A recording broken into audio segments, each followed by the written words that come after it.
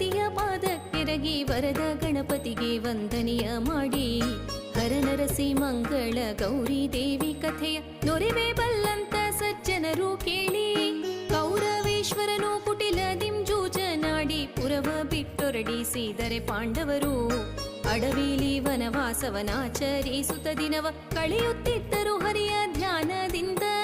ಒಂದು ದಿನ ಹರಿಯು ಕಾಮ್ಯಕ್ಕೆ ವನಕ್ಕೆ ನಡೆತರಲು ಬಂದರೆದುರಿಗೆ ಧೌಮ್ಯ ಮುನಿ ಸಹಿತಲೇ ಬಂದು ಪಾಂಡವರು ಮುಯ್ಯಿಕ್ಕಿದರು ಹರಿಪಾದ ದ್ವಂದ್ವದಲ್ಲಿ ದ್ರೌಪದಿ ದೇವಿ ಸಹಿತ. ನಾರಾಯಣ ತಾನು ನಗು ನಗುತ್ತ ದ್ರೌಪದಿಗೆ ಹೇಳಿದನು ಪೂರ್ವ ಜನ್ಮದ ಕರ್ಮವ ಮಾಡಿ ಅನುಭವಿಸಿದಲ್ಲದೆ ಬಿಡದು ಚಿಂತಿಸಬೇಡ